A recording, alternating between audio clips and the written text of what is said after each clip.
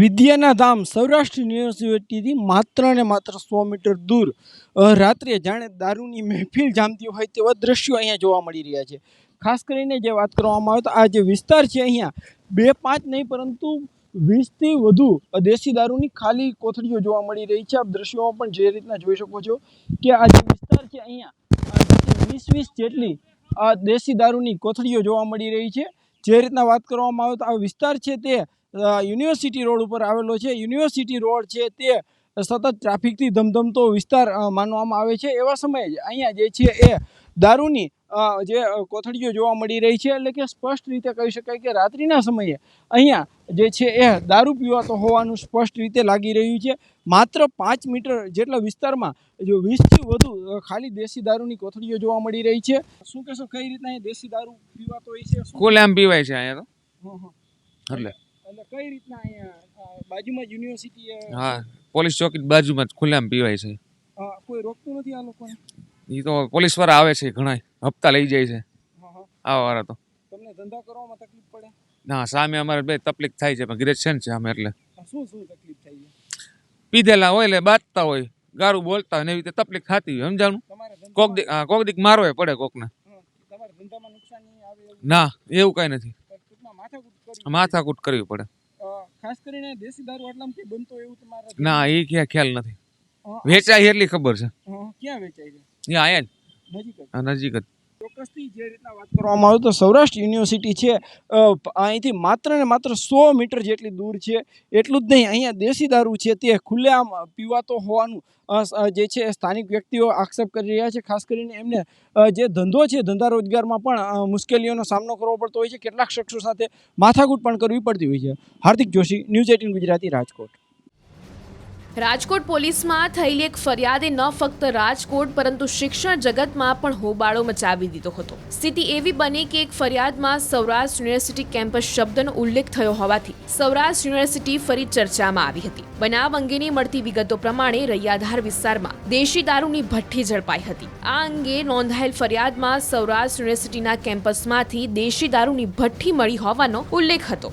એફઆઈઆરમાં column number 5માં પોલીસે બનાવનું સ્થળ સૌરાષ્ટ્ર યુનિવર્સિટીની કેમ્પસ અંદર લખ્યું, જ્યારે કે કોલમ નંબર 12માં આપેલી વિગતમાં સ્થળ રૈયાધાર વિસ્તાર જણાવ્યું હતું। જોકે ફરિયાદને પગલે ભારે હોબાળો થયો હતો। પીસીબીની એક ભૂલના કારણે સૌરાષ્ટ્ર યુનિવર્સિટીની આબરૂના લીરે લીરા ઉડ્યા હતા।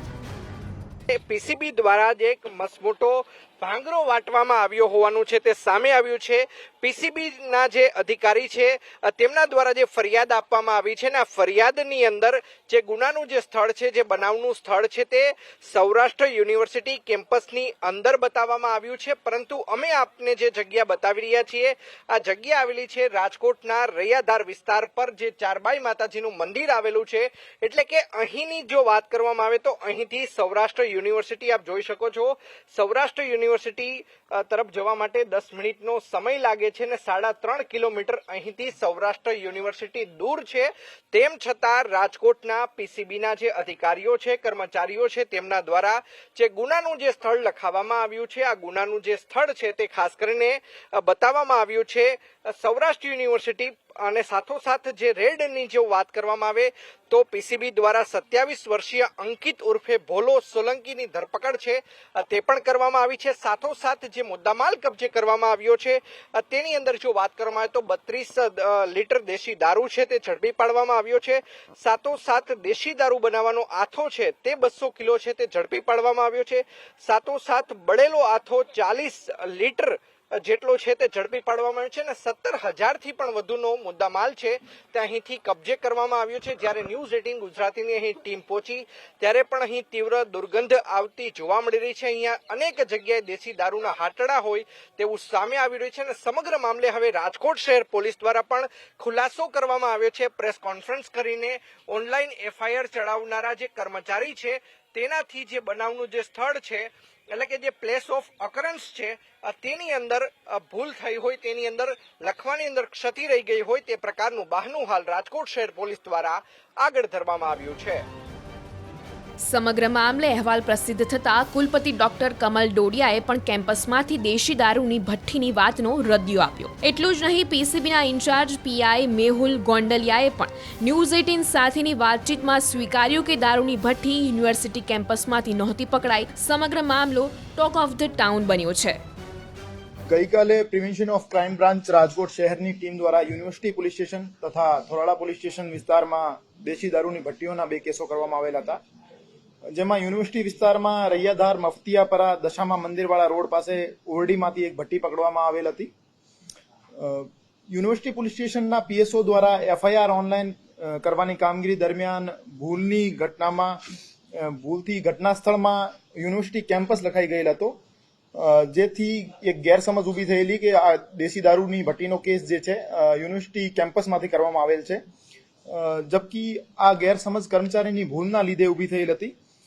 જવાબદાર કર્મચારીઓ વિરુદ્ધ એસીપી પશ્ચિમ વિભાગને પ્રાથમિક તપાસ સોંપવામાં આવી છે અને શિક્ષાત્મક કાર્યવાહી હાથ ધરવામાં આવશે અને નામદાર કોર્ટને આ બાબતે એક રિપોર્ટ કરવામાં આવશે, જેમાં સ્થળની ભૂલ નામદાર કોર્ટને જાણ કરવામાં આવશે.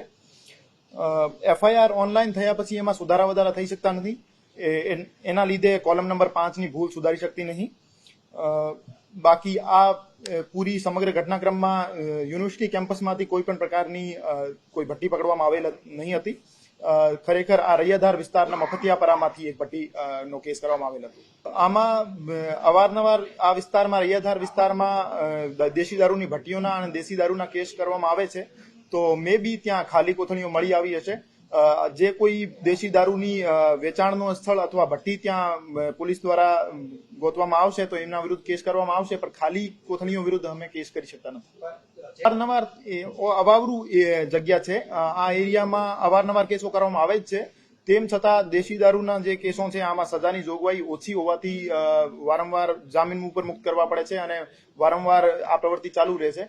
પણ તેમ છતાં જ્યારે પણ પોલીસને એવી વસ્તુ ધ્યાનમાં આવશે તો કેસો કરવામાં આવશે.